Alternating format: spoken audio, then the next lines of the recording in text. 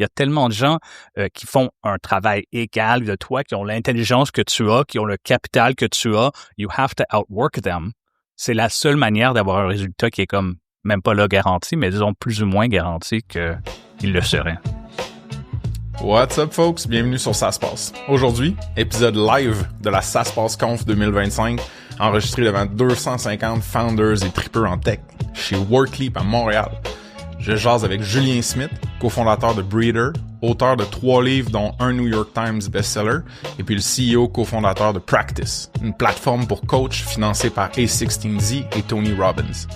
On parle d'un paquet de trucs, podcasting dans les early 2000s, l'audience, les livres, le réseau comme levier de fou pour un founder, raiser 150 millions de VC pour Breeder pour ensuite lui step down comme CEO, le coaching de CEOs, les erreurs et les peurs récurrentes qu'ils voient, comment bâtir une culture qui fabrique des alumni qui sont tous des A-players, repartir de zéro et lancer Practice, puis les particularités de builder ici au Québec, mais avec des ambitions globales.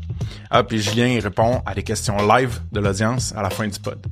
Gros merci encore à tous ceux qui se sont pointés à la conf. Alright, on passe au show. Let's go!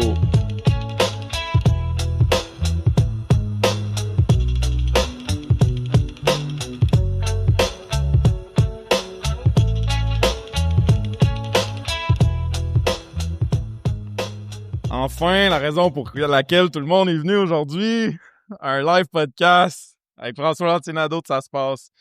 Mesdames et messieurs, blague à part, c'est pas à propos de moi, c'est à propos de quelqu'un de vraiment intéressant qui a accepté de venir partager son histoire aujourd'hui. Fait que je vous fais un petit pitch d'avec qui je vais enregistrer le live pod pour clore la soirée. Ensuite, on va avoir un Q&A. Fait qu'on va runner roughly un 45 minutes. Il y a une 3e ligne audio que vous voyez juste là. Quand on va le dire, vous allez pouvoir juste comme descendre, poser une question. Sachez que vous allez être comme dans notre vidéo, là, dans notre content. On va vous monétiser littéralement. Écoute, on a des grosses chaussures. C'est des gros souliers aujourd'hui qui viennent sur le stage de Ça se passe. Julien, pour ceux qui le connaissent pas, c'est le gars, il a bâti une des startups les plus high profile du Québec. On parle du co-founder de Breeder, qui a levé au-dessus de 150 millions de dollars. C'est un auteur de 3 livres, dont un New York Times bestseller. Je suis quand même jaloux. J'ai toujours voulu écrire des livres. J'ai juste écrit de la poésie à l'université. Actuellement, c'est le co-founder et le CEO de Practice, une plateforme qui a été financée par des géants comme A16Z et Tony Robbins, qui est littéralement un géant, mais comme physiquement, l'avez-vous déjà vu, il est vraiment grand. Breeder. Ça a non seulement été une business d'ici, globalement ambitieuse, mais aussi un terreau fertile de talent. Puis si vous ne me croyez pas, cherchez Breeder, puis les gens qui sont ex-Breeder sur LinkedIn, ils ont fait des trucs insane. Il y en a même ici dans la place aujourd'hui. En bonus, il a siégé sur des boards, il a été aviseur pour la Thiel Foundation, puis il a commencé même à podcaster early avant que ça soit cool dans les débuts des années 2000. Fait que, mesdames et messieurs, faites du bruit pour Julien Smith, s'il vous plaît.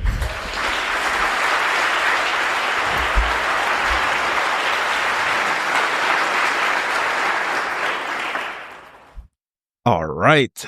On va tester ça. Comment ça va, Julien, aujourd'hui? Ça va bien.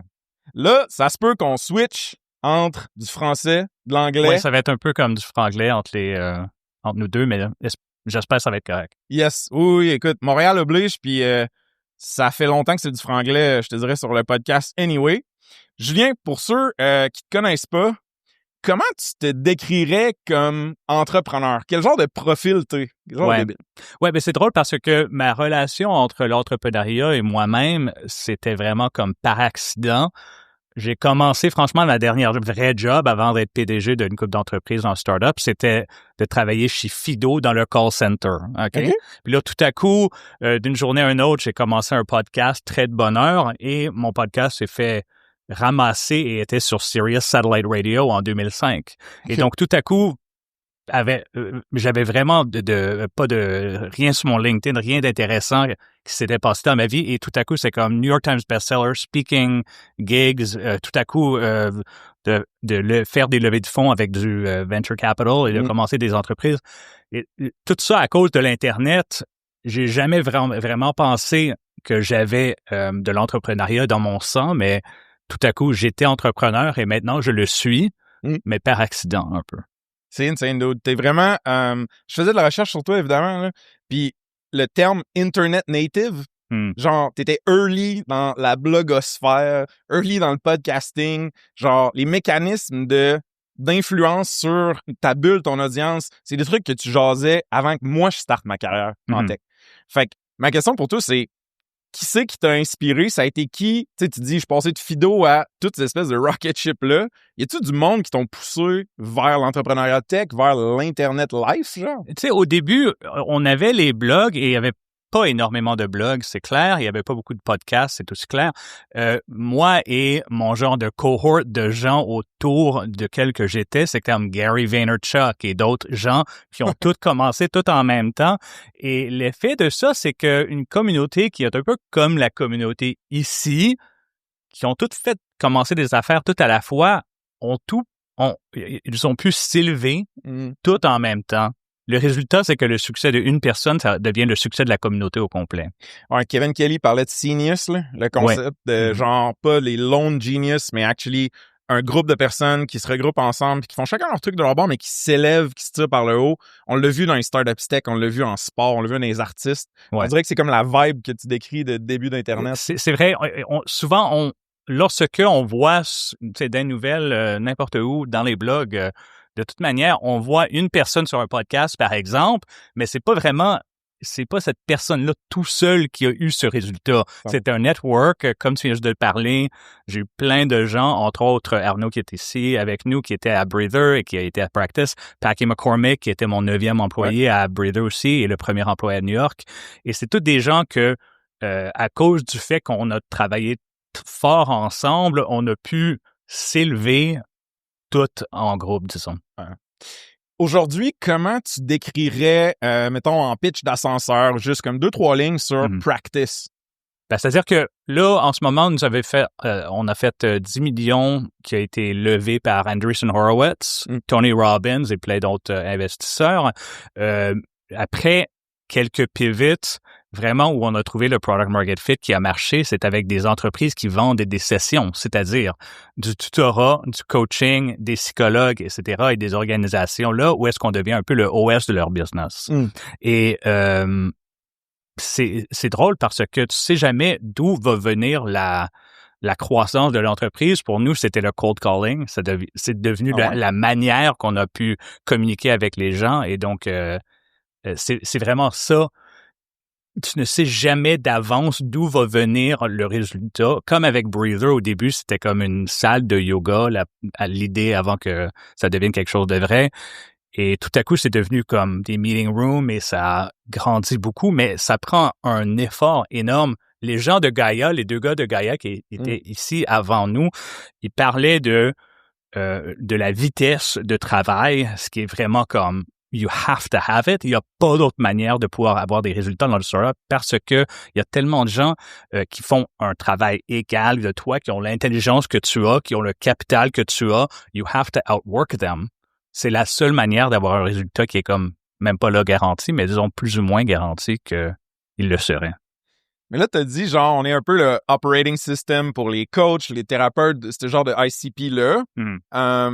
Dans ton ADN ou dans ton héritage, il y en a du coaching, right? Mon père était coach exécutif dans les années comme 80-90 et maintenant je le suis aussi. Mais donc ça fait comme j'ai grandi dans cette industrie-là. C'est ça. Puis écoute, moi je trouve que mettons ici à Montréal, il y a une compagnie vraiment cool qui s'appelle Third Bridge, puis les deux frères, une sœur sont ensemble là-dedans, sont co-actionnaires là-dedans. Fait que je trouve qu'en tech, on a comme pas la vibe familiale nécessairement, tu sais. Ouais, c'est vrai.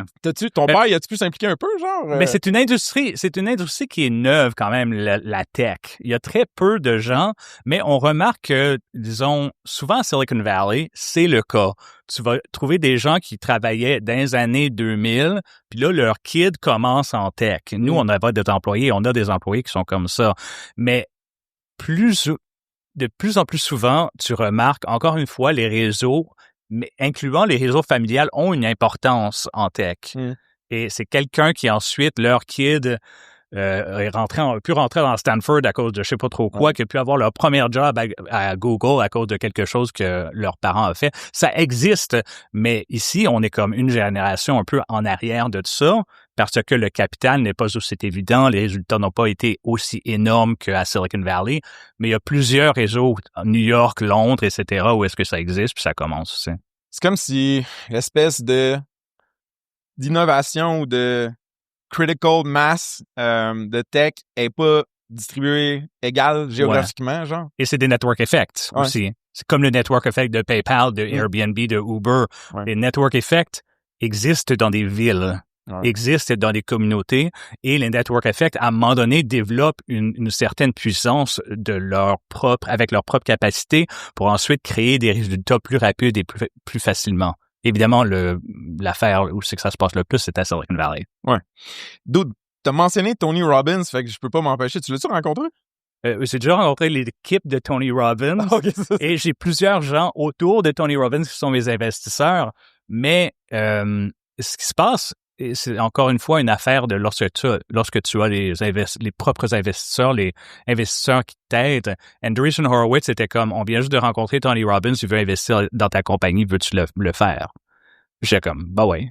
Fuck yeah. Et donc, lorsque tu as comme des investisseurs de capital de risque qui sont très bien networkés, ça se passe un peu plus automatiquement. Et je peux pas vraiment prendre de credit pour ça, mais ça se passe un peu plus naturellement, ouais. Ça se passe. Ça se passe. Je l'ai fait par exprès. T'as-tu remarqué? Ouais. Dude, il y a plein d'entrepreneurs qui sont dans la salle qui vont s'attaquer à un problème qui est pas nécessairement le leur. Fait qu'ils vont solve the pain d'une industrie quelconque parce que leur beau-frère travaille en assurance. Assurance. Toi, dans ton cas, vu que tu as une practice de coach exécutif toi-même, tu peux-tu dogfooder practice ton software souvent, beaucoup ou pas nécessairement? Ce que je dirais, c'est que faut que le problème soit vraiment comme connu de manière intime par toi, par ton cofondateur, etc. Okay. Parce que si tu n'as pas, pour quelques raisons, si tu commences une compagnie, c'est dur parce que en même temps, je pense à Jack Altman, le frère de Sam Altman, il y a des gens qui le connaissent, qui a commencé Lattice. Et Lattice, après que c'est sorti de Y Combinator, il a dit, on faisait du software pour des performance reviews. Il avoue qu'au début, ce n'était pas excitant de faire des logiciels pour du performance review. Mais lorsque ça commence à marcher, tout à coup, tu développes énormément de motivation pour que ça continue. Mais là, durant la phase initiale, où est-ce que t'es pas sûr si ça va marcher, t'es même pas sûr si tu travailles sur le bon problème, t'as besoin de beaucoup de motivation interne et t'as besoin de connaître avec beaucoup d'intimité le problème en question. Si t'as pas ça, you won't be motivated. Tu sauras pas où tourner quand que ça marche pas. Dans quelle direction le vrai problème se passe. Avec Breather, ma compagnie avant Practice, c'était vraiment, je pense, et j'avais une certaine, almost like a moment, ça s'est passé dans un bar, où est-ce que j'étais comme, me semble qu'on devrait enlever les gens de les salles et juste ouvrir ça avec un téléphone comme Uber, qu'est-ce qui se passerait? Et c'était comme un flash of insight moment un peu, où est-ce que tout à coup, lorsque tu découvres, c'est un peu comme quand tu as un hit, tu sais que tu as un hit, que ça soit une chanson, que ça soit un livre, que ça soit une start-up, le moment que tu as l'expérience, où est-ce que tu as ce insight-là, c'est tellement clair. Et la clarté te frappe. Et là, quand que les gens te disent « Oh non, ça va pas marcher », t'es comme « I know that you're wrong ». Tu as une certaine confiance que tu n'avais pas nécessairement avant. T'as ouvert la porte sur Breather, fait que je vais te suivre dans ce virage-là, man. Écoute, oui, on a dit que c'était une des startups les plus high profile puis tout ça, mais moi, il y a quelque chose qui m'intéresse qui est comme l'espèce de diaspora ou d'héritage, mettons, de talent qui sont passés dans Breather. Il y en a qui sont encore là, mais il y en a qui font plein d'autres trucs. Tu sais, t'as mentionné Arnaud, Paki, il y a plein de monde cool. Fuck, j'ai oublié ceux qui ont fait le algo trading. Ben Roller. Ouais, merci. Ouais, le fondateur. Comment tu fais, man, pour avoir une culture qui est comme magnétique? Faut-tu que toi, comme founder, tu sois magnétique? Comment tu fais pour attirer du monde qui sont aussi talentueux que ça? C'est une bonne question. Je pourrais pas... C'est dur de dire faut que tu sois magnétique parce que it implies that I'm magnetic. Je veux pas dire ça. mais ce que je dirais, c'est que faut que tu aies une opinion forte et que ton opinion soit distincte de la majorité des autres autour de toi. Premièrement, j'étais différent de la majorité des gens des startups. j'ai pu avoir des investisseurs de très, très de bonheur. Mes premiers investisseurs à Breeder comme Gary et comme les autres à Silicon Valley, j'avais le réseau nécessaire pour pouvoir commencer très rapidement d'avoir des investisseurs quand même de renom. Mais ensuite, ça se passe avec ça se passe avec les premiers 3-4 individus que tu vas employer. Ton core, genre. Ton premier core, pas les fondateurs proprement parlant, mais plutôt le founding team. Et ça va être une quinzaine, peut-être une dizaine de personnes. Et chacune de ces personnes-là doivent être super excellents et doivent impressionner le reste. J'ai rencontré non seulement j'ai eu la chance de rencontrer les deux fondateurs de Stripe over dinner one time, mais aussi j'ai rencontré un des premiers 10 employés de Stripe. Et il m'a dit que les 9 autres, c'était tous des co-founders de d'autres entreprises avant. Et donc, tu avais pas seulement les 2 fondateurs de Stripe qui étaient évidemment des repeat founders, mais tu avais aussi les 10 premiers employés qui avaient déjà commencé des startups avant ça. Donc, tu avais un système vraiment où c'est que tous les gens avaient une certaine excellence et c'est dur à faire, mais évidemment, lorsque tu as ça, tu as une compétence interne et une capacité interne énorme comparé aux compétiteurs autour de toi. Ouais, parce que eux, ils ont le même network, puis eux deviennent les magnets pour ton talent, puis tout ça. Mais tu sais, attirer des startup builders, soit ils n'ont pas encore bloom, tu sais, ils n'ont pas encore fait leur startup, mais à un moment donné, ils vont la faire. Ouais. Ou en attirer certains qui l'ont fait. Oui, c'est différent, c'est sûr. C'est tough, là. Oui, mais lorsque tu as... C'est dur à dire, en coachant des CEO, des PDG, ce que je découvre, c'est que c'est drôle, on m'a déjà dit, lorsque j'étais premièrement fondateur d'une entreprise, on m'a dit « Founders are special ». J'étais comme « Non, je suis une personne normale. » Fait que je me sens normal. Toutes les gens autour de moi doivent être normales comme moi. N'importe qui peut commencer une entreprise. C'est pas vrai. Ça demande not only a certain risk tolerance, mais ça demande aussi une ouverture d'esprit, une genre de un peu de t'as quelque chose de bizarre dans la tête si tu veux commencer une compagnie, malgré le fait que tout le monde te dit que non, ça fait pas de sens. Tu sais? C'est pas normal. C'est pas normal. Et donc, tu dois accepter and you have to really embrace le fait que t'es pas normal. Et tu dois te dire, non, je suis spécial. Ça veut pas dire que je suis meilleur que tout le monde, mais dans cette circonstance, dans cet environnement, I am better than other people at this job. Parce que sinon, j'aurais pas commencé ça. Donc, ça veut dire que tu vas reconnaître d'autres gens autour de toi qui ont cette qualité-là. Et de voir cette qualité-là, Ben Rollert en est un bon exemple, Packy McCormick aussi, je vais te raconter rapidement ces deux histoires-là. Ouais, ça m'intéresse. Ben Rollert était aux Philippines. Lorsque je voulais travailler avec, j'ai dû le convaincre de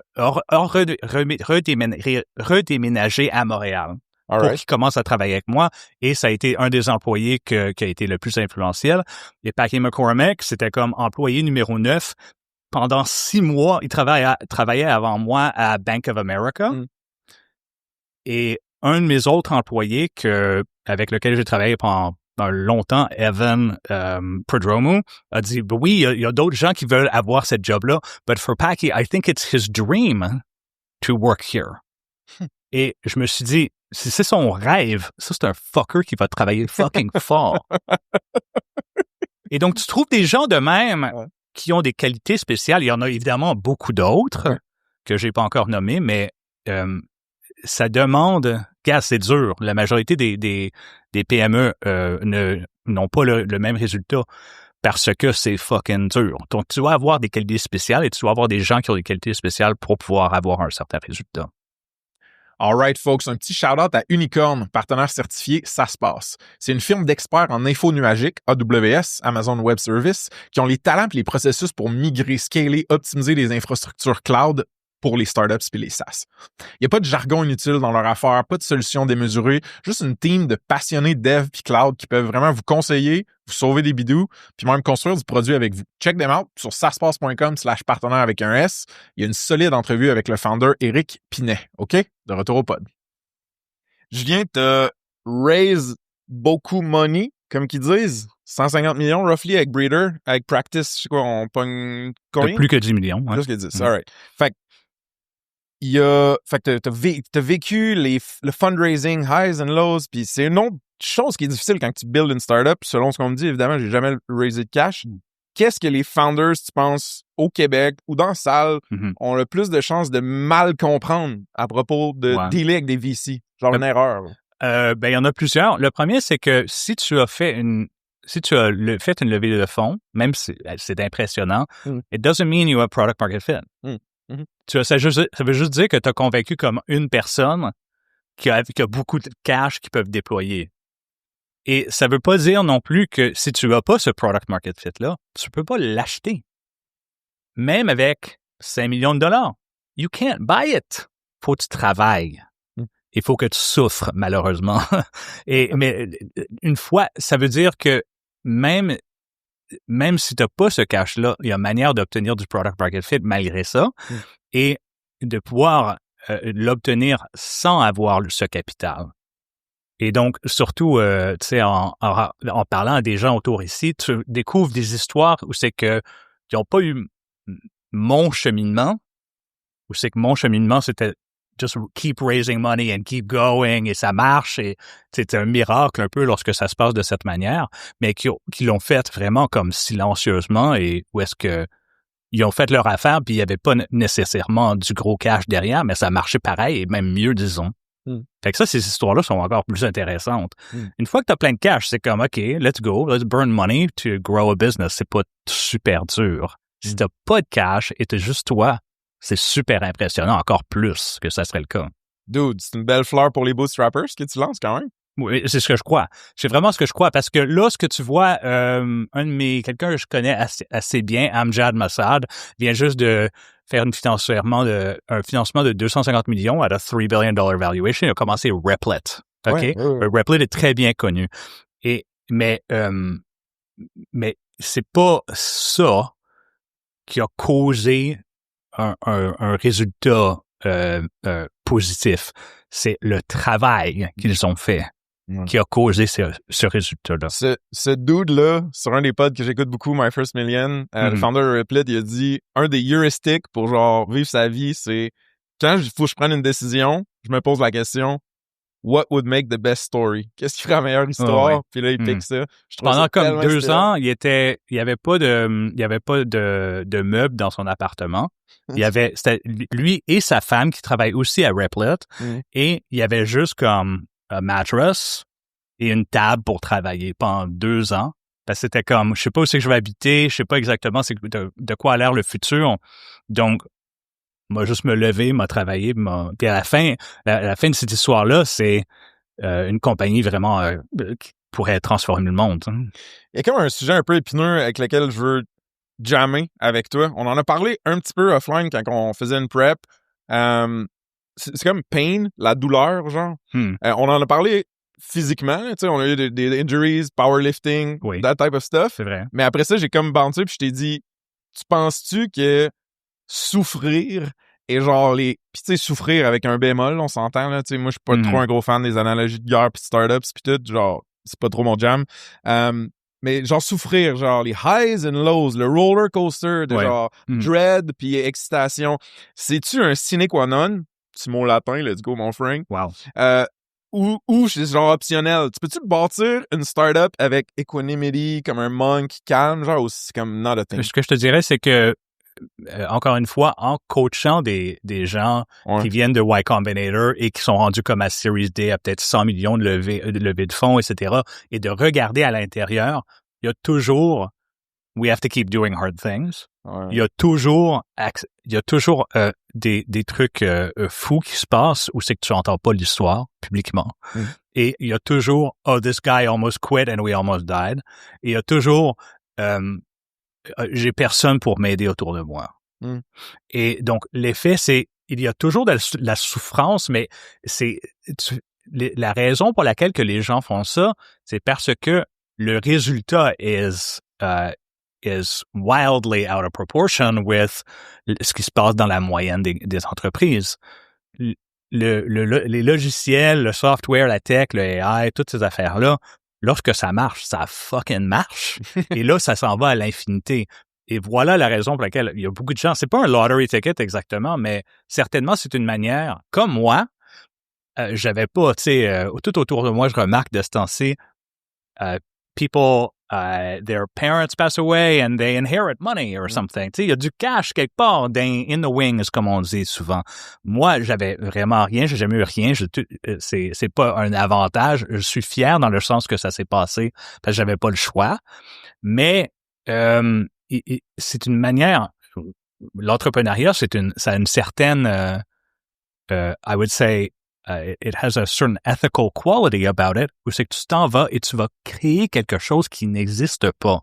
Et ça a une importance pour l'humanité, même si tu réussis ou que tu ne réussisses pas, de créer quelque chose qui n'existe pas, just out of your mind, et avec ton effort, there's just an incredible human power that I see there, et pour lequel j'ai énormément de respect. Ça paraît dans comment tu l'exprimes. Je ressens, ouais. Il y a une force génératrice dans l'entrepreneuriat, tu l'as vraiment bien nailé. Tu as comme mentionné le fait qu'il y a plein des execs, des founders que tu coaches qui struggle, qui sont soit sur le bord d'une dépression ou sur le bord du gouffre financier avec leur compagnie, mettons. Puis moi, à ma petite échelle de Frank, je suis comme le thérapeute de quartier, un peu, là, pour certains founders, quand je les amène au casse-croûte chez Bob, tu sais, puis comment ça va ton cash flow, whatever. Des fois, je trouve ça tough, man, de les conseiller parce que je suis quelqu'un de sensible, j'ai beaucoup d'empathie. Fait que quand quelqu'un a mal, j'ai quasiment le goût de dire, hey, viens-t'en ici, on va se tasser du feu, tu sais. Ouais. Mais des fois, genre, de way through, c'est genre à travers le feu.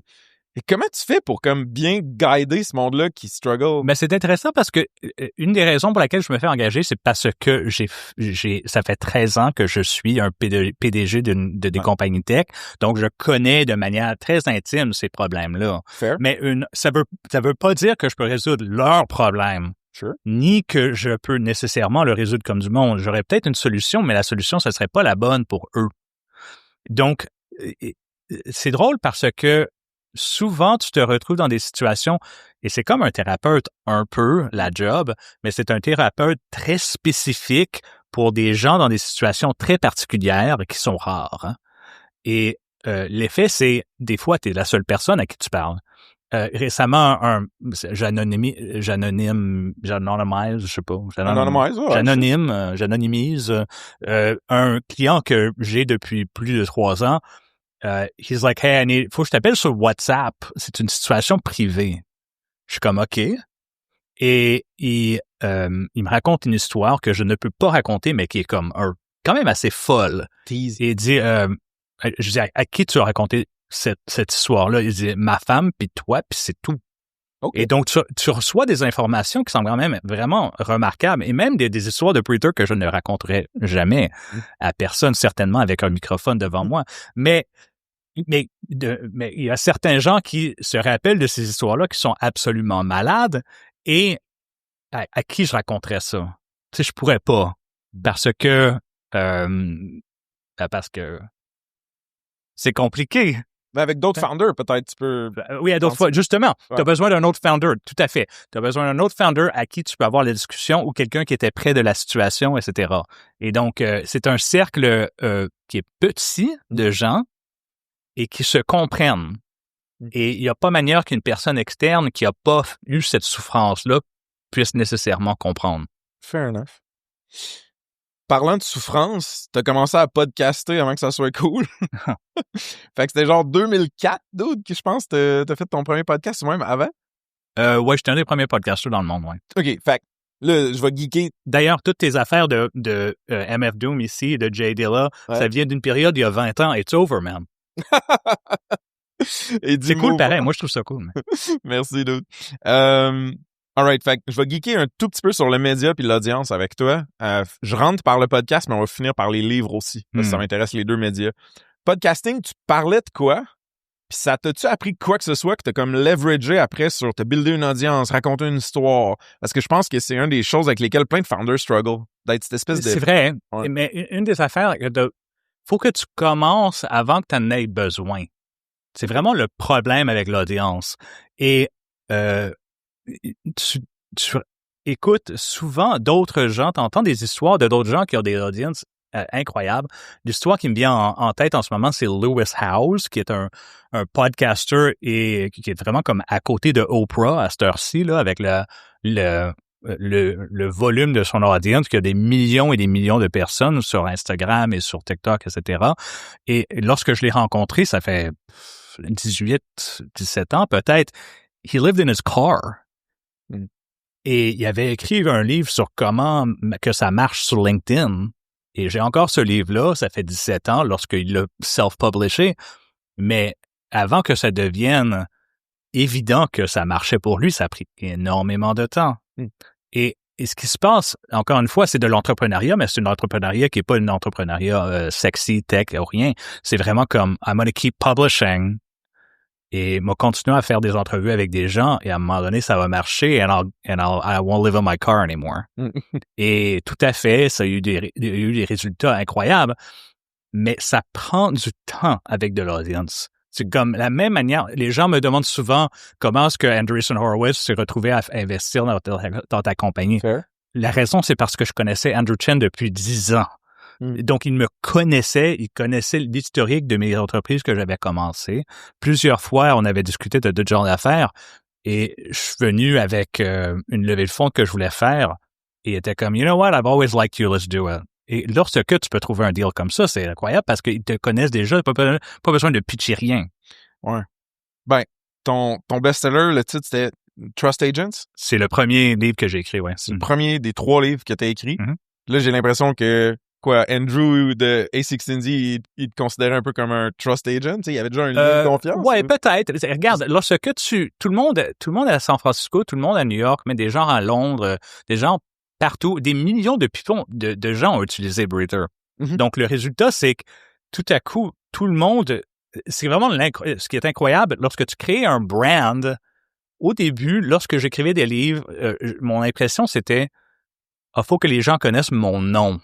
Quand tu écris des livres, mm-hmm. c'est vraiment comme toi en tant qu'auteur. Ils te connaissent Julien Smith. Ouais. Mais à un moment donné, j'étais comme, mais le leverage que tu peux obtenir, les gens ne savaient pas que j'étais fondateur nécessairement de cette entreprise-là, Breather, mais il y avait des millions de people, de gens qui l'utilisaient sans le savoir que j'avais rapport avec ça. Donc, pour moi, c'est encore plus intéressant. Le leverage que tu peux avoir avec un brand est plus important que ton influence personnelle que tu peux avoir.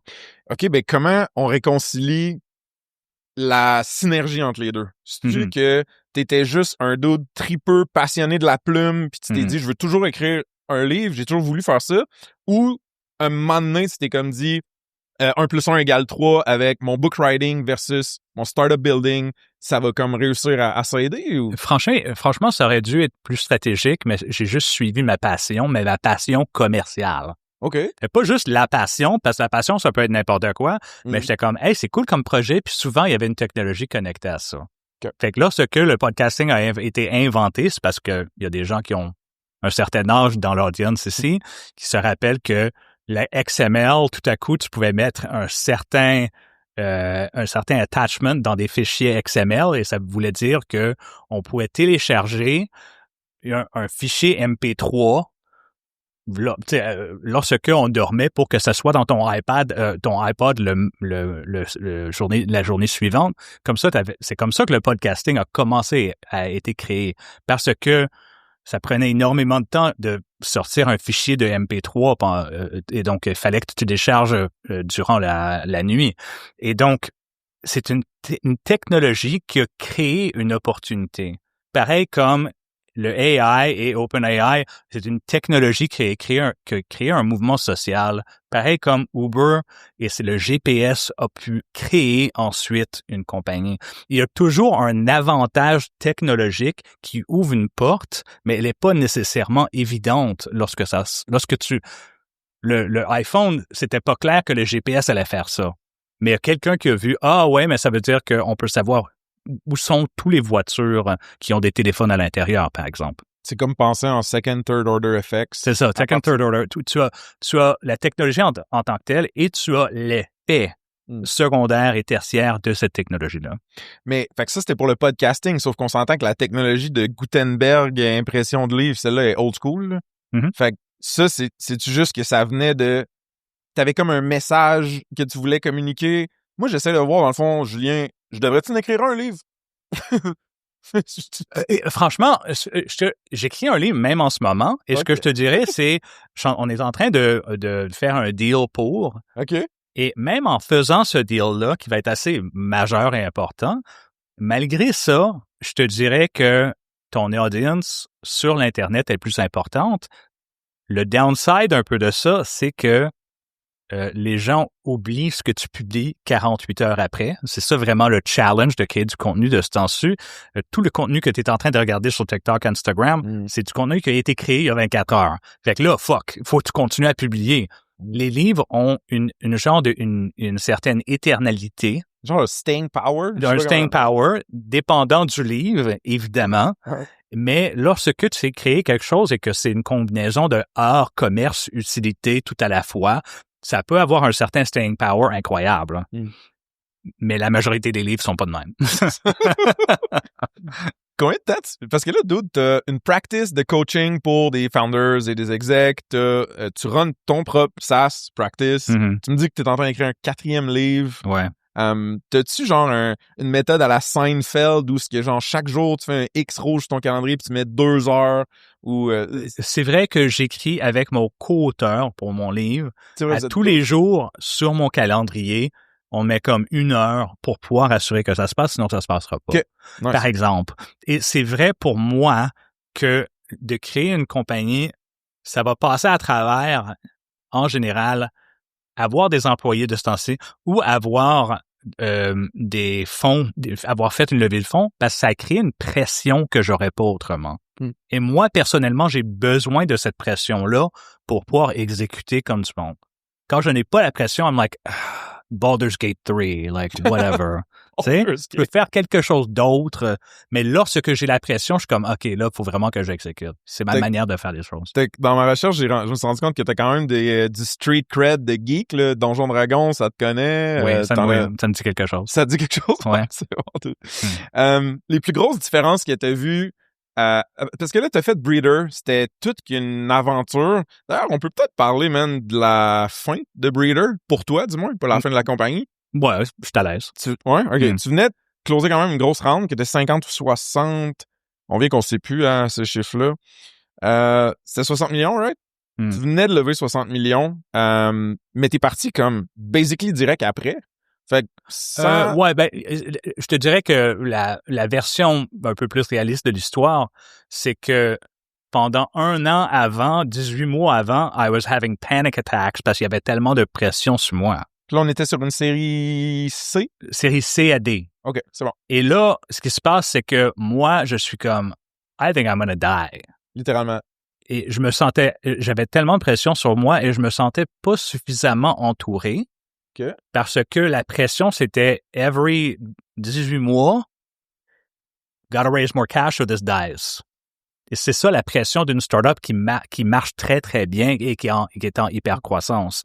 Surtout lorsqu'il y a énormément de coûts. T'es comme, gotta hire a COO, they're gonna need one at the Series B. T'es comme, faut que je trouve quelqu'un. Donc, constamment de la pression. Puis à un moment donné, c'était comme trop. And I went to the board. I was like, we could get someone else to run this. What should we do?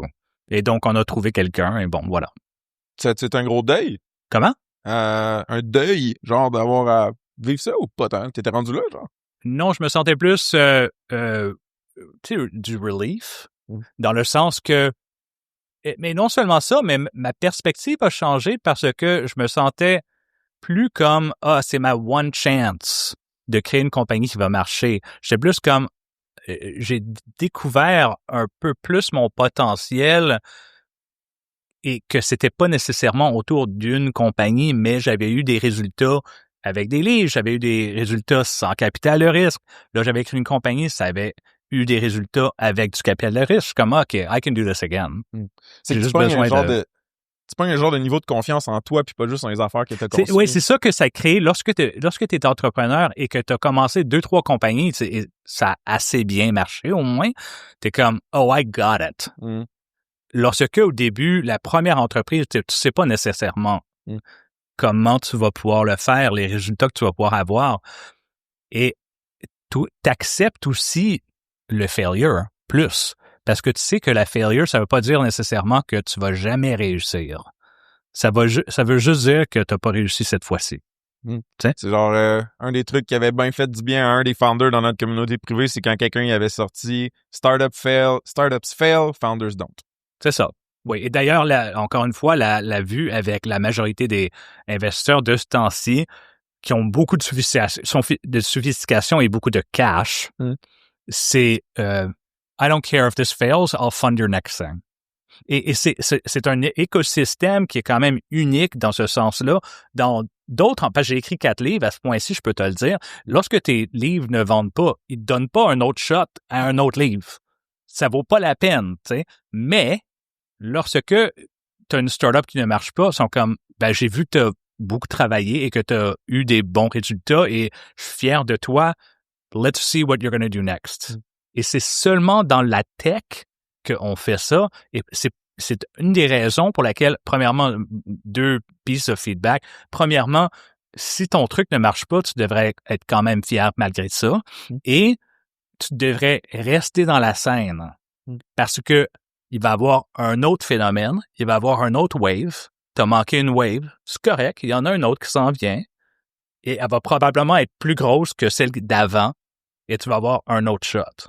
Et donc, tous les gens qui ont eu des résultats un peu corrects en 2015, je sais pas, en 2020, they're fucking really successful. Ils ont juste resté là. Et ils ont continué à essayer et à nager. Stay in the water, un peu comme les surfeurs. Stay in the water. Ouais. J'aime ça, man. C'est quoi que tu dirais? Parce que là, Julien d'aujourd'hui, qui a bâti Practice, qui a fait une deuxième grosse startup, il est plus vieux. I guess qu'il est plus mature. T'as appris des trucs. C'est quoi les trucs que t'as fait? Un truc qui est vraiment différent de Breeder dans genre comment tu prends tes décisions, qui t'embauche, comment tu penses au produit. Je te dirais, c'est l'affaire la plus importante. J'ai un peu dit avant, c'est la qualité des gens et c'est le truc le plus important. Sure. C'est vrai aussi pour les investisseurs parce que someone who's on your board is on your board forever. Fait que si c'est pas la bonne personne, you're screwed. Et si tu engages quelqu'un, d'ailleurs, je coachais quelqu'un, j'avais comme un appel juste avant ça, et la discussion, c'était « I have to hire a developer, but I haven't found anyone that works as hard as me. » Et donc, le challenge devient trouver des gens et de pouvoir convaincre des gens qui sont suffisamment talentueux qui devraient travailler pour ton affaire. Et les gens qui ont beaucoup de talent, ça demande un certain effort et tu dois avoir une certaine présence ou tu dois être convaincant à un certain point pour pouvoir le faire. Fait que si j'essaie de tease out la réponse, sais-tu que ce niveau de être sévère sur qui tu sélectionnes, tu l'as crank up encore plus pour Practice ou? C'est vrai que oui, ça a été cranké, mais c'est plus parce qu'à Breeder, je savais pas ce que je faisais. OK. Mais l'autre affaire, c'est parce que tu découvres que quand tu ne engages pas la bonne personne, tu te causes un problème plus tard. Et ton problème, c'est encore le tien. You delegated to someone else. Là, t'es comme, OK, ça fait 3 mois, maybe they need more time, maybe they're not the right person. Ou peut-être que la personne est bonne, mais pas pour cette compagnie-ci. Et là, t'as comme gaspillé 3 à 6 mois. T'as encore une fois pas trouvé la bonne personne en question. Donc, souvent dans une audience ici, c'est dur de pouvoir dire des affaires comme « You just need to fire them ». Parce que c'est pas beau comme phrase, mais souvent, ce qui se passe, c'est que les gens, surtout les fondateurs d'entreprises avec lesquels je travaille, faut que tu leur dises « It's okay to let them go ». Ils sont toujours en train de se blâmer eux-mêmes pour leurs résultats, tandis que souvent, il faudrait qu'ils disent « Attends une minute, peut-être t'as juste pas la bonne personne dans ce rôle-là. » Puis il y a quelqu'un qui me disait, si je me rappelle plus c'est qui, je pourrais pas te donner le crédit, mais genre, le fait que tu te fais renvoyer, mettons, ça veut juste dire qu'à un moment précis dans l'espace-temps, toi, une personne, était pas le bon fit avec un rôle dans une compagnie. C'est ça. C'est pas personnel. Exact. Et d'ailleurs, il y a des gens avec lesquels j'ai travaillé where I fired them, mais ensuite, ils ont eu des carrières incroyables. Et c'était juste que dans cette situation-là, peut-être moi, j'ai mal engagé la personne. I hired a B2C marketer when I should have hired a B2B marketer. Je le savais pas. Oups! Mais ne restons pas avec cette erreur jusqu'à la fin des temps, tu sais. On va rentrer dans une section un petit peu plus hot takes. Je t'ai écouté, t'as des hot takes sur l'écosystème d'ici, t'as bâti à partir d'ici, puis ce qui est cool avec toi, c'est que je pense que t'as une perspective qui est quand même globale. Fait que ton ambition puis le scale de ce que t'as buildé transcende notre province. Mm-hmm. Mais t'as commencé à le construire ici, right? Oui, bien fait sûr. Que bâtir de la tech à partir du Québec, je veux juste que tu me droppes peut-être des avantages, peut-être des désavantages aussi. Ben, là, ma compagnie est 100% remote, mais ce que je te dirais, évidemment, ce qu'on disait dans le temps, c'était que c'était un peu moins cher de le faire. Il y a du shred, il y a d'autres affaires québécois, blablabla, qui causent une situation unique un peu au Québec et au Canada où c'est que tu peux avoir des résultats avec pas beaucoup de cash. En même temps, ce qui se passe, c'est que je trouve que, c'est mon opinion personnelle, c'est que les gens se parlent trop ici et ne se parlent pas suffisamment vers l'extérieur. Fait que tu trouves des gens où est-ce que sont en train de pitcher pour faire une certaine levée de fonds, seed pour leur compagnie. Ils savent même pas qu'ils peuvent aller à New York pour le faire. Ils savent même pas comment le faire ou qu'ils puissent le faire. Donc, il faut que les startups, en définition, faut que ça soit gros pour avoir un résultat. Donc, l'effet, c'est que tu dois penser globalement pour le faire. Moi, c'était par accident, franchement, parce que je connais pas beaucoup j'étais dans un écosystème de lire et de blogage et de podcasting qui incluait des gens qui avaient eu des résultats comme Gary Vaynerchuk, Donc, très facilement, j'ai pu tourner à New York et j'oublierai jamais la situation, c'est que quelqu'un m'a présenté une amie, Nicole, que je connaissais à côté du Utah. Elle m'a présenté à quelqu'un et ça donne que c'était un des premiers investisseurs à Uber, pas Jason Calacanis, mais un autre. Et là, je suis rentré dans la salle, il me connaissait pas, il m'avait jamais parlé. J'étais comme, ouais, I've got this idea, Ça prend 5 minutes, le gars est comme, OK, I'm in 150K. J'étais comme, ça fait 5 minutes qu'on se parle. J'ai comme, pourquoi? And he's just like, well, you know Nicole, and this is a good idea, and that works for me, and I'm in 150K. J'étais comme, tabarnak! Dans quel monde on est en train de vivre? All right, folks. Le Spotlight partenaire du mois, c'est Charbel Farah avec Digital Growth Core, une agence marketing pour startups et SaaS. Charbel, il a 17 ans d'expérience en croissance avec des passages chez Google, Lightspeed. Puis dans notre capsule, on décortique quand le paid ou le SEM, c'est pas nécessairement le bon canal pour ta startup, mais aussi comment remettre l'attribution puis ton analytics au propre quand tu fais des campagnes. Puis il nous donne aussi des pro tips si tu veux booster ton marketing mais que t'as pas une scène. Check out ma convo avec Charbel dans les show notes ou la description, puis sur saspace.com/partenaire avec un S. Sinon, check him out directement à digitalgrowthcore.com, digitalgrowthcore.com. OK? De retour au pod. C'est un peu l'histoire et d'ailleurs, les personnes, parce qu'il y a souvent des gens qui sont, juste riches au point où c'est que tu peux même pas considérer, ils ont tellement de cash, c'est fou. Ici, dans un écosystème comme Québécois et Canada en général, ces personnes-là, they're from old money. Ils viennent de shipping, alcohol, des affaires de même. Il y en a dans tech, comme Dax de Silva, d'autres, mais il y en a pas énormément. Tandis que là-bas, c'est des gens, ça fait 5 ans, qui ont du cash, ils savent pas quoi faire avec, ils sont comme like, yeah, throw it out. Et donc, faut que tu sois là, tu sais. Pourquoi tu serais pas dans ce salle-là, si tu pouvais? Puis y a-t-il quelque chose qui te frustre à propos de soit de notre culture entrepreneuriale ou juste de construire ici de la tech? L'impression que j'ai, c'est que Quebecers don't want to recognize other Quebecers as being successful et sont jaloux. Et est-ce que je vois ça en moi-même, tu sais, en même temps. Je suis comme, why that guy? Why not me?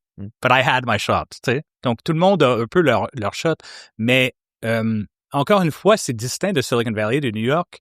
Moins New York parce que c'est une affaire East Coast. East Coast, c'est fuck that guy, should have been me. West Coast, c'est comme my time is coming. Je vais rester ici.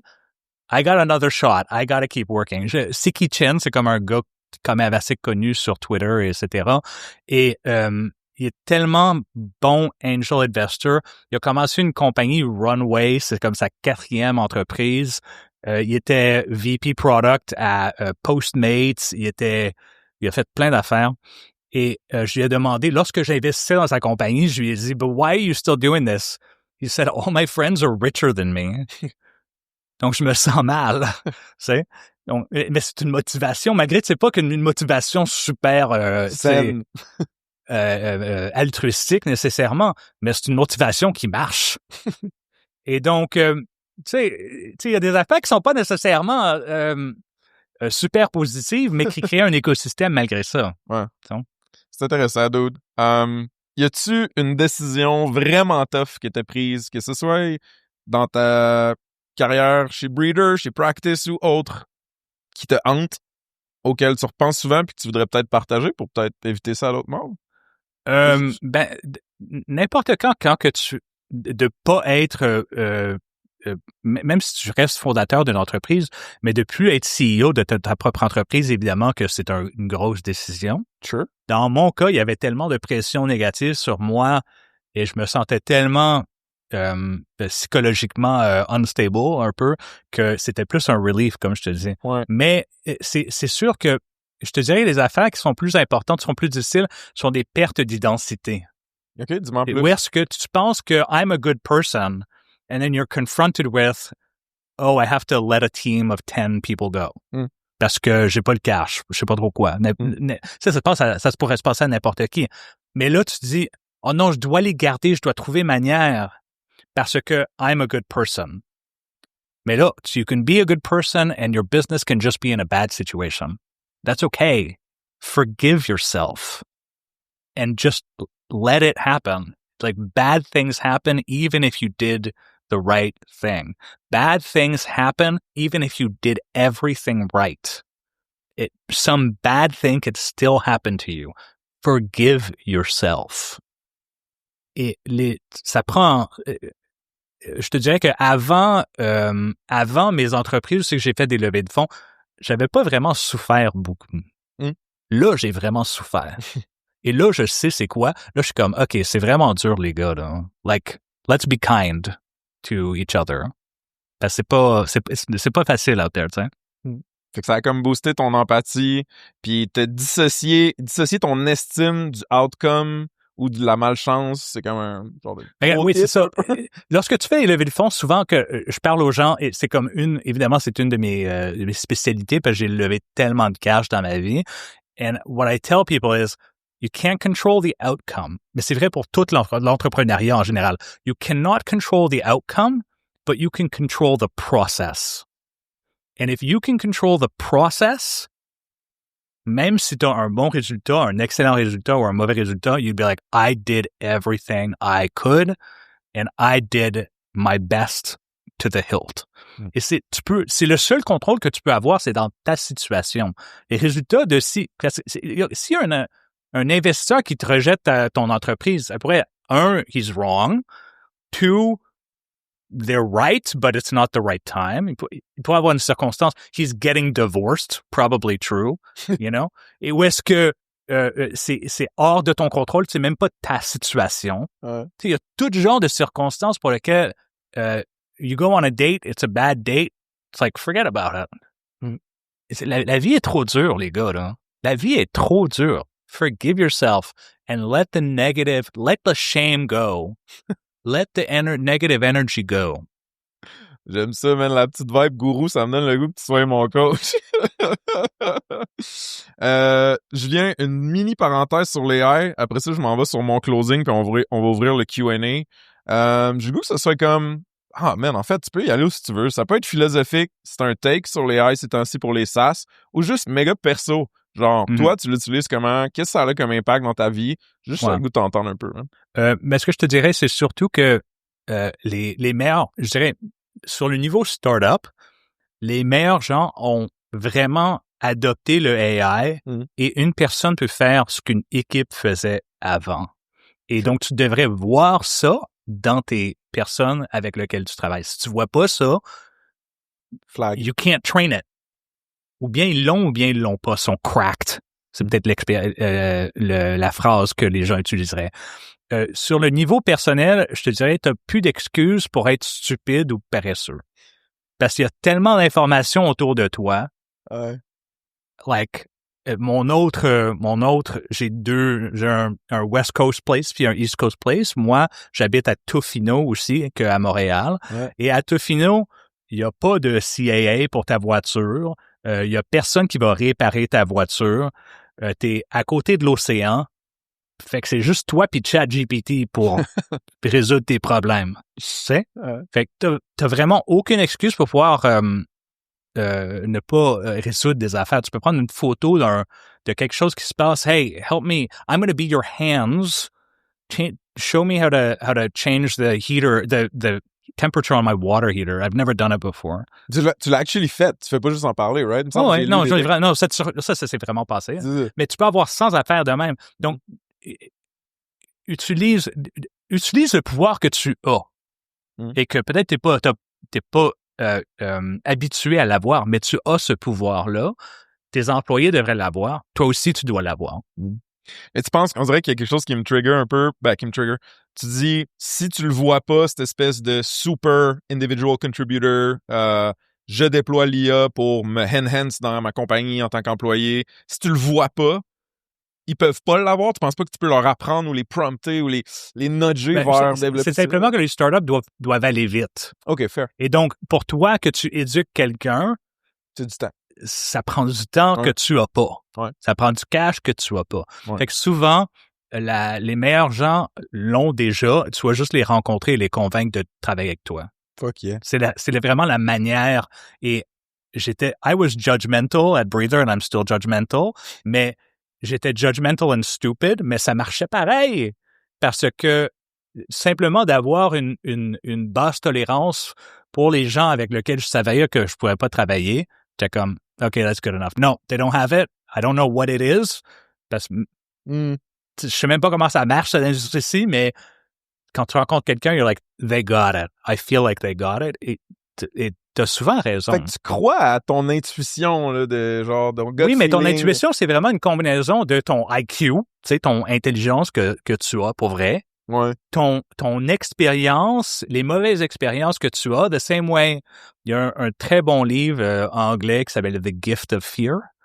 And it's about trusting your instinct. Specifically, it's written for people that are high risk. Like, if you go on the subway and il y a quelqu'un qui est comme weird dans le métro, comme tu peux juste te déplacer. Tu as probablement un bon instinct. Ton instinct animal a de la valeur. Et pareillement, une combinaison de instinct animal, expérience et ton intuition et ton IQ, tu peux savoir lorsqu'une personne est incroyable. C'est comme, c'est un compounding de plein de sensors ou de types d'intelligence différents qui vivent dans toi comme personne, qui vont cristalliser une décision ou un feeling. Souvent, au lieu de croire à ces intelligences-là collectives que tu as à l'intérieur de toi, c'est pas wou-wou, hein, ce que je dis. C'est vraiment une affaire comme, tu vas reconnaître le talent lorsque tu le vois. Et si tu te demandes, est-ce que cette personne-là ou non, elle l'a pas? Ouais. Ben, moi, doute, honnêtement, genre, j'ai des enjeux d'estime depuis que je suis jeune pis tout ça, puis je me rappelle quand j'ai commencé ma carrière en tech, il y a un dude que, moi, je me trouvais nul, j'y connaissais rien à la tech, puis il continuait de bêter sur moi puis de me dire, non, man, genre. Et puis, tu vas comment, and how did it work out? Ben, aujourd'hui, man, j'ai le podcast le plus sick en ville, je veux dire, non, mais mon point, c'est que je pense que lui, il voyait un certain niveau de talent que moi, j'étais même pas capable de voir. Et t'as juste besoin d'une personne de même. Ouais. Puis tu parlais de IQ. Toi, ton IQ, c'est combien? C'est pas vrai, d'autres. J'ai pris déjà beaucoup de ton temps. Je veux en donner un peu pour les questions. La dernière que j'ai pour toi, c'est si t'avais un conseil à donner aux founders, aux crinqués de tech dans la salle, ce serait quoi? Si c'est des fondateurs de SaaS, ouais. Ce que je te dirais, c'est l'effet. Souvent, moi, j'ai eu 25, 30 clients, tous CEO. J'ai toujours que 5 clients dans une période. Comme donc, coach? Toujours en ce moment comme coach. OK, c'est bon. Et donc, là, j'en ai toujours eu 5 depuis comme les dernières 5 années. Et j'ai toujours dit, OK, ben, je sais pas qui va réussir ou qui ne va pas réussir. En avance, j'ai pas vraiment l'information. Mais là, ça fait 4 ans que je travaille avec certaines personnes. Some businesses have gone out of business. Some businesses have succeeded. Les gens qui ont les meilleurs résultats travaillent plus fort et plus rapidement. C'est tout. Travaille plus fort et plus rapidement. Si tu travailles plus fort et plus rapidement, that's it. Tout le reste, ça va être correct. Dude, ça a le mérite d'être simple. T'as-tu des shameless plugs avant qu'on ouvre les questions? N'importe quoi que tu veux plugger? Non, ça va. C'est correct comme ça. Merci. Dude, merci tellement. Merci.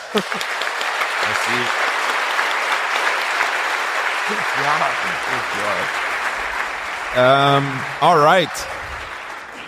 Il y a une troisième ligne qui est juste là. Si on a quelques questions, on peut en prendre easy, je dirais 3, peut-être monter à 5, dépendamment du rythme.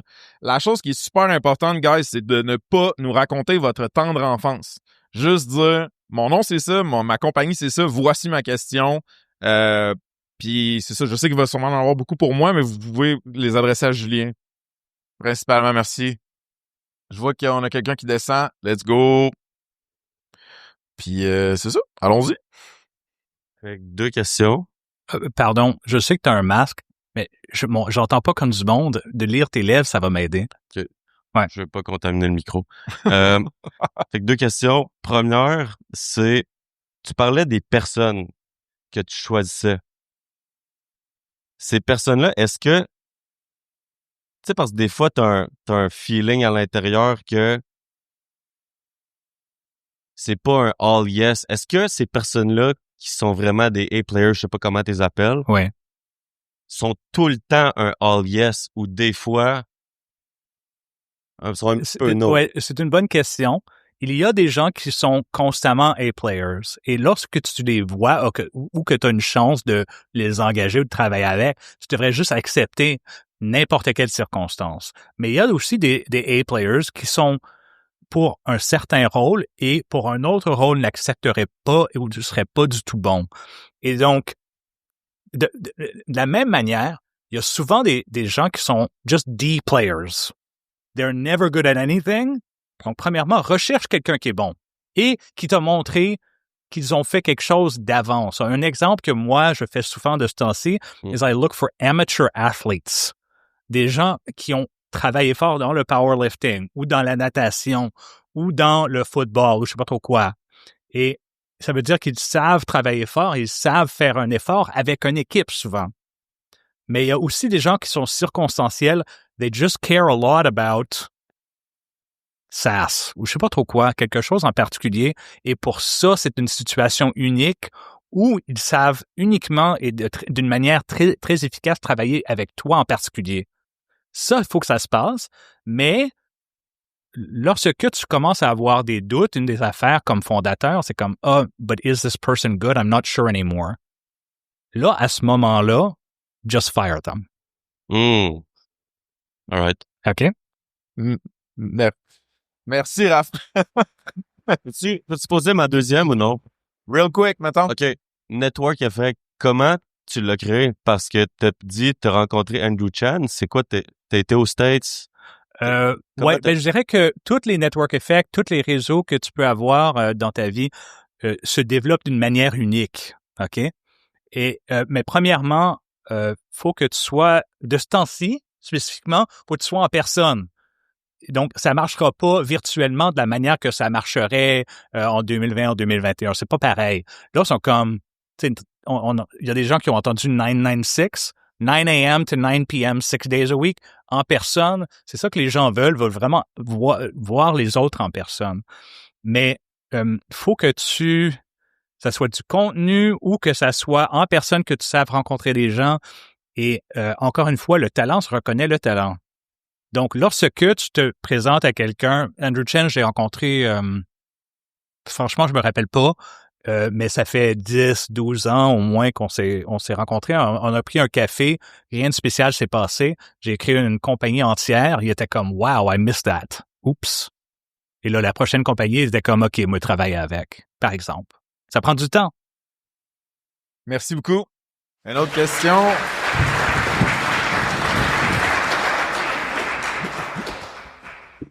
Ton nom, ta compagnie, ta question, s'il te plaît. Nicolas Thirdbridge, merci pour le plug en passant. Tu dis, tu sais, t'as step down du rôle de CEO parce que tu sais, t'étais plus bien, il y avait la pression, puis je me demandais quand est-ce que ça a switché de, tu sais, motivant, startup, c'est nice, à, c'est plus nice, puis je suis sûr que j'aime ça, faire ça. Est-ce que Ouais, dans le fond, la question, là, c'est vraiment à quel moment c'est nice, c'est une startup, je suis craqué, Oui. mais là, ça a switché à, man, dans le fond, je suis plus bien, je pense peut-être qu'il faut que je m'en aille, le moment.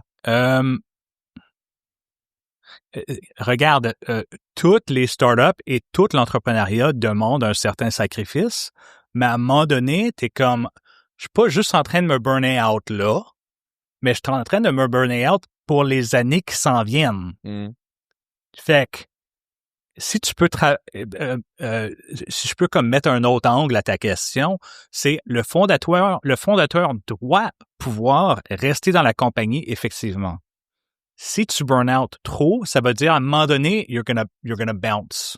Et lorsque tu pars, that's it. The business is fucking over, man. Right there. Et donc, tu dois pouvoir rester afloat presque indéfiniment parce que le fond, moi, vraiment, ce qui est important et ce que je crois qu'il y a de plus en plus, surtout au tech, que les gens réalisent, c'est founders are special. Et donc, les fondateurs doivent rester avec une certaine bonne santé mentale dans leur entreprise the whole time. Et donc, tu dois trouver manière, quoi que ce soit, pour pouvoir faire ça. Et si tu commences à burn out pour le futur, tu découvres que ça va te prendre, je vais être 100% franc avec toi, I had panic attacks for like 2 years after I left my company. Au hasard, pour aucune raison. Donc, à un moment donné, tu peux travailler trop fort. C'est possible. Tu dois découvrir pour toi-même où est cette situation-là où c'est que, OK, c'est too much. Et encore une fois, pour retourner à l'idée de, il y a des gens autour de toi qui peuvent être excellents. Le plus de gens que tu as autour de toi qui sont excellents, le plus sustainable que ça va rester.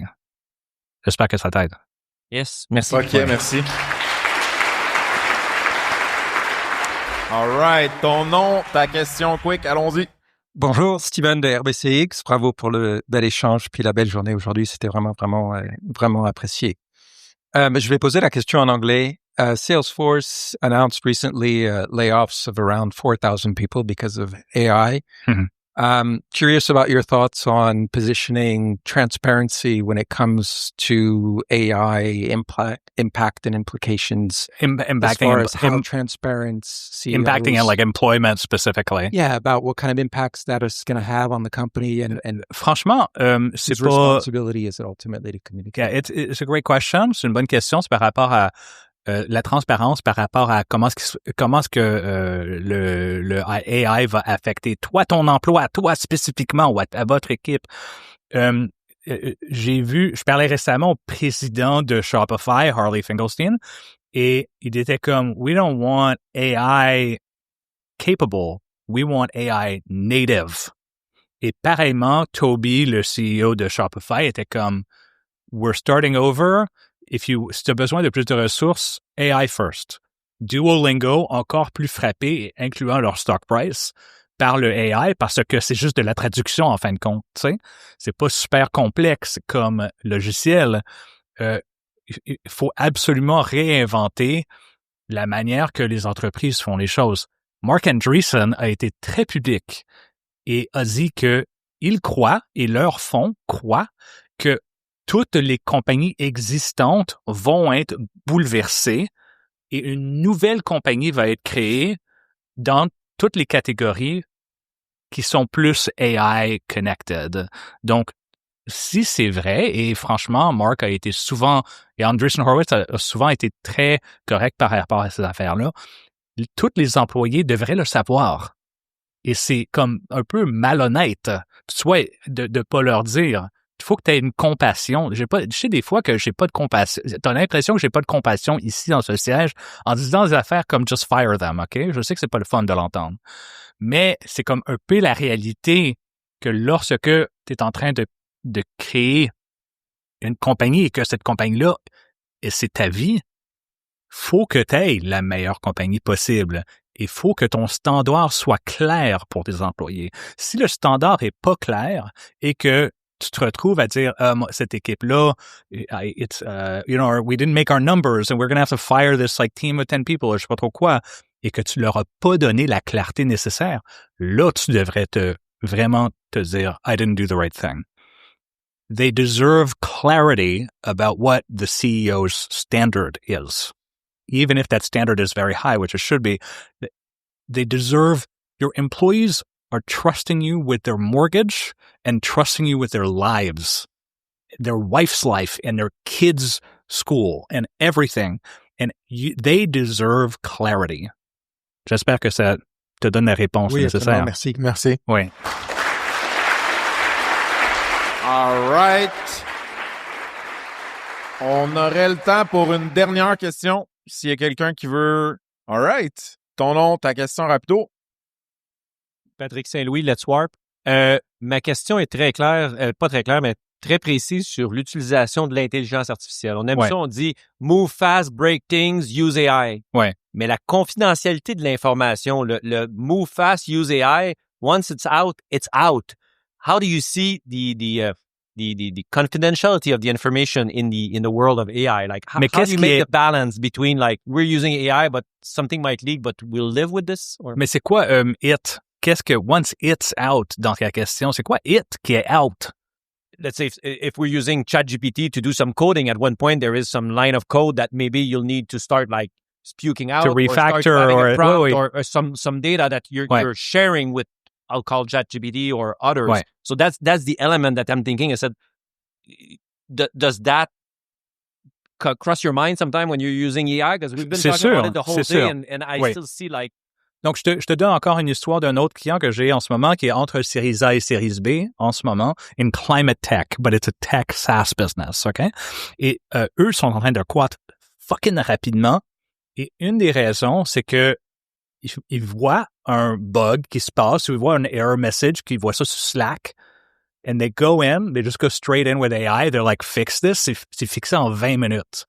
Là, ils vont montrer ça aux clients, sont comme, nous, on fixe nos affaires en 20 minutes. Et dans l'industrie dans laquelle ils le sont, le résultat de ça, c'est que eux, ils peuvent toujours faire des pilots. Ils peuvent toujours montrer le logiciel aux gens parce qu'ils fixent tout super rapide. Et les autres équipes dans d'autres compagnies n'ont pas cette vitesse-là. Même si la réaction n'est pas parfaite, une réaction qui est rapide est meilleure pour le client, de mon opinion. You know, we just fixed this, but we did a hot fix. Je pense que si tu dis hot fix à tes clients, ils vont comprendre et que tu leur dises c'est pas nécessairement parfait. Si tu vois quelque chose, dis-le moi, mais nous avons réparé ça en 20 minutes. C'est beaucoup mieux que ça va prendre 2 semaines. C'est mon opinion personnelle. Et je pense que la majorité des humains et des clients, pour quelque chose qui est 95%, c'est mieux que quelque chose qui est 100%, mais dans 2 semaines. Et ce qui était l'ancien standard. L'ancien standard, c'était 2 semaines, we'll fix it in a cycle. Tu peux pas vivre de même. Les clients peuvent pas baser leur business dans ton affaire. Si quelque chose va prendre 14 jours pour se faire shipper, c'est fou. Fait que si on résume, tu dis qu'il y a un trade-off que t'es game d'accepter entre peut-être la confidentialité ou l'externalisation de certaines données puis la vitesse qu'il y a dans ta compagnie, genre? Pour revenir à sa question. Si je comprends bien ta question, c'est simple. It's not the customer data. That's one thing. It's more. Non, c'est autre chose. Yeah, oui. My line of code. At one point, if I want to use a proper prompt, those needs to be out there. Like, they needs to be part of what ChatGPT will look at to help me out. Well, once they're with ChatGPT, my understanding is they're out. Like, not to be copied. Oui. But... Mais l'autre affaire, ce que je dirais, c'est, je pense que ça affecte la manière, le type d'ingénieur que tu vas engager, où c'est que les junior engineers, like AI is sort of like 80% of a junior engineer dans le sens que they're overly confident and they make mistakes, but they don't think they're mistakes. OK? C'est ça un AI agent qui va coder pour toi. Mais les senior engineers ont l'expérience pour pouvoir se dire, attends une minute, we got to do this the right way et de pouvoir corriger le AI engineer pour que ça ait la bonne direction et que ça soit fait comme du monde. Donc, mon impression personnelle et ce que je vois dans l'industrie, c'est qu'on engage des gens qui ont plus d'expérience, les junior engineers ont plus de difficultés et que ces ingénieurs-là deviennent des petits comme engineering managers de des équipes de agents. C'est ça qui se passe un peu dans le monde. Oui, ça va? OK. Merci. Ouais. Merci. J'espère que ça aide. All right.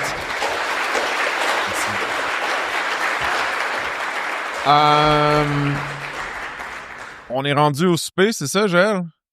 Parfait. C'est quoi les choses qu'il faut pas que j'oublie de dire en ce moment, mettons? Souper. Bar open. On va avoir Yak qui va faire une intervention. Il y a de la bouffe là-bas, c'est ça? Puis on va avoir du fun, ça va être chill. Je vais venir chiller avec tout le monde. Moi, j'ai pas eu le temps de parler à personne. Dernière fois, juste comme merci Julien, c'était dope comme conversation. Merci à tout le monde. Merci beaucoup. Merci beaucoup, mon gars. All right, folks. Avec Ça se passe, on a une infolette de feu hebdomadaire qui est très moitié fun, moitié fond à notre sauce. Il y a des hot takes, des expérimentations que je fais, des histoires vraies de SaaS, vraiment pour t'aider à prendre les meilleures décisions, que ce soit par rapport à ta compagnie ou ta carrière. C'est une place où je peux être 100% moi-même. Ça fait du bien, j'adore ça écrire. Fait que d'avoir ce outlet-là, c'est complètement motivant pour moi. Il y a plus que 850 SaaS folks puis curieux qui nous suivent. Ça augmente chaque semaine. J'aimerais ça que vous en fassiez partie, puis qu'on se rende à 1000, puis qu'on se rende à encore plus que ça. Ben franchement, ça me craint au bout d'avoir des nouveaux abonnés qui se joignent sur l'infolette. Ça me craint à continuer d'écrire, à continuer de faire de la recherche, de me poser des questions, d'analyser ma conversation avec cette fondatrice-là ou ce fondateur-là. Ça pourrait être transformé en un éditorial que moi, j'amène dans l'infolette. Fait que si vous voulez aussi, vous pouvez joindre les SaaS Pals. On a un petit forfait payant là, qui permet de nous supporter directement comme individu ou comme compagnie. On a déjà plus que 22 personnes qui nous supportent comme ça. C'est insane. J'en reviens pas. Puis eux, ils font ça en échange contre des extra goodies, right? Fait que pense à, mettons, des updates extra que je fais avec personne d'autre qu'avec eux, des previews de la roadmap du podcast, des rabais sur les événements puis d'autres trucs. Fait que vous pouvez aller sur saspace.com. Il y a un pop-up il y a un pop-up qui va vous apparaître d'en face en théorie. Puis sinon, il y a dans le footer, vous pouvez vous inscrire. Sinon, vous googlez Ça se passe puis Beehive, c'est l'outil qu'on utilise pour l'infolettre. Ça me craint vraiment de voir ça grandir, puis ça me tient à cœur. Fait que check it out. Puis si vous avez du feedback constructif aussi, vous pouvez me le shooter. All right, folks. Un petit shout-out à Apollo 13, partenaire produit Ça se passe. C'est un studio no-code, low-code spécialisé en MVP qui look good puis qui scale pas pire pantoute. Basically, ils bâtissent des killer MVPs rapidement puis à moindre coût avec des outils qui sont très user-friendly. Donc, check them out sur saspace.com/partenaire avec un S. Il y a une solide entrevue avec leur associé et directeur, M. Olivier Rousseau. OK, de retour au pod. Ça se passe, c'est une business d'amour, une business indépendante. Il y a un paquet de choses que vous pouvez faire pour nous supporter dans notre croissance, pour qu'on puisse continuer de créer du contenu de feu, d'organiser des beaux events, puis de mousser, puis de tirer par le haut cette communauté de tech-là qu'on a au Québec. First, si vous n'avez pas ajouté votre SaaS sur notre plateforme, allez sur saspace.com, il y a un gros bouton mauve pour faire juste ça.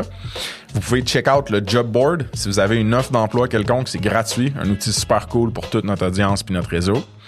Si vous ne nous suivez pas déjà par rapport au pod sur Spotify, Apple Podcasts, allez faire ça s'il vous plaît. Puis vous pouvez aussi nous laisser un review, ça nous aide vraiment beaucoup. Vous pouvez nous suivre sur YouTube, qu'on investit de plus en plus là-dedans. On met des shorts, le plus de contenu possible, que ce soit organique ou avec des partners.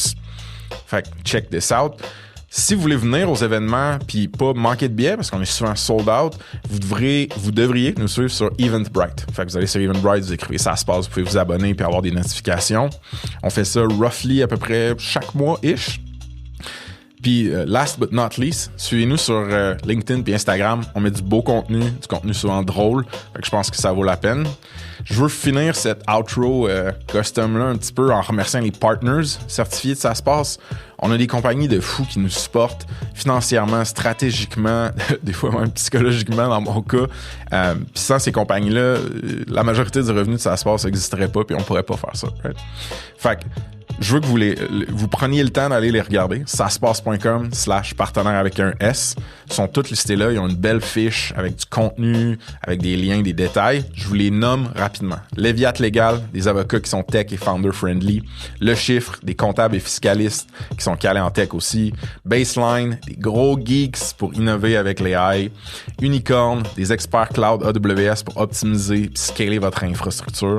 Puis on a aussi cette année des partners produits. Donc Vasco, une plateforme RevOps pour votre go-to-market. Missive, un inbox collaboratif pour vos teams, pour vos communications de team, pardon. Puis Apollo 13, un studio de no-code pour construire des MVPs puis des side projects. Vous pouvez tout aller les voir sur saspace.com/partenaire avec un S. Puis moi, du fond du cœur, je vous dis juste merci de nous suivre et de nous supporter. C'est insane comme aventure, ce qu'on a lancé là. Puis je suis bien privilégié de pouvoir faire ça. Cheers!